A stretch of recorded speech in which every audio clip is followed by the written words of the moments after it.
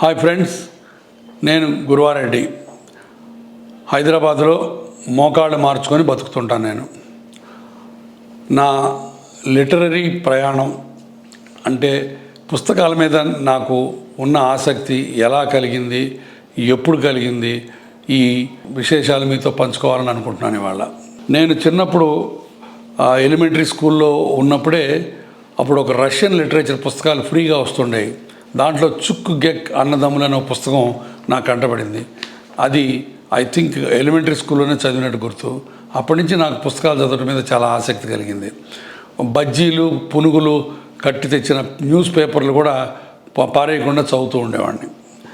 ఆ తర్వాత చందమామ, బాలమిత్ర చదవని కుర్రాడంటూ ఉన్నాడు. గమ్మత్తు ఏంటంటే నేను ఆ కథలు అలా చదివి వదిలేయకుండా కాళిదాస్ కవిత్వం కొంత, మన పైత్యం కొంత అన్న టైపులో నా కొంత కథ యాడ్ చేసి స్కూల్లో అందరికీ కథలు చెప్తుండేవాడిని.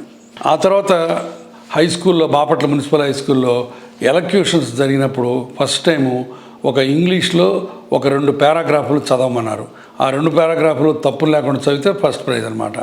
దాంట్లో ఒక ఆటమ్, AUTUMN అన్న ఒక వర్డ్ ఉంది. అది అందరూ ఆటమ్ని అని చదివారు. నాకు తెలియకుండా ఆటమ్ అని చదివాను.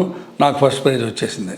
ఆ ఫస్ట్ ప్రైజ్ వచ్చి మై ఎక్స్పెరిమెంట్స్ విత్ ట్రూత్ అని మహాత్మా గాంధీ బుక్, ఆటోబయోగ్రఫీ. అప్పటి నుంచి నాకు పుస్తక పఠనం మీద చాలా ఆసక్తి కలిగింది.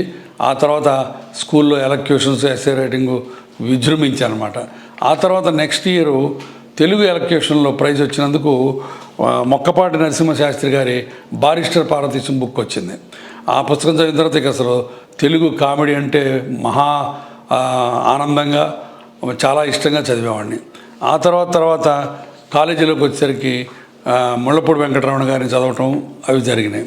తర్వాత ఇంటర్మీడియట్లో ఉన్నప్పుడు బాపట్ల ఆర్ట్స్ కాలేజీలో James Headley chase novels first చదివాను. ఈ రోజుకే గుర్తు నాకు. వరల్డ్ ఇన్ మై పాకెట్ అనే ఒక బుక్ ఇప్పటికీ గుర్తుంది. అట్లానే ఆలిస్టర్ మెక్లిన్వి, తర్వాత Frederick Forsyth Day of the Jackal నాకు బాగా ఇష్టం వచ్చిన నావెల్. ఇవన్నీ కూడా ఇంటర్మీడియట్లో. తర్వాత మెడికల్ కాలేజీకి వచ్చేసరికి ఎండమూరి వీరేంద్రనాథ్ పుస్తకాలు చదవడం మొదలెట్టాను.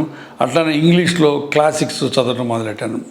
ఆ తర్వాత ఇంగ్లాండ్లో 10 ఏళ్ళు ఉన్నప్పుడు పట్టుబట్టి మరి ఇండియా వచ్చినప్పుడు పుస్తకాలు కొనుక్కొని తెలుగు క్లాసిక్స్, ఇంగ్లీష్ క్లాసిక్స్ మొత్తం చదువుకుంటూ ఉన్నాను. నాకు బయోగ్రఫీస్, ఆటోబయోగ్రఫీస్ అంటే చాలా ఇష్టం. హ్యూమర్ బుక్స్ అంటే చాలా ఇష్టం. ఇప్పుడు నా లైబ్రరీలో కనీసం నా పర్సనల్ లైబ్రరీలో ఒక 20,000 పుస్తకాలు ఉన్నాయి అని గర్వంగా, ఆనందంగా చెప్పగలను. నేను పుస్తక పఠనం అన్నది చాలా మంచి విషయం. నేను ఈరోజు ఆనందంగా ఉన్నాను, నేను ఇంత మంచి మెడికల్ ప్రాక్టీస్ చేస్తున్నానంటే సగం నా పుస్తక పఠనం, దానివల్ల నాకు వచ్చిన విజ్ఞానం, దానివల్ల విస్తృతమైన నా మానసిక పరిధి.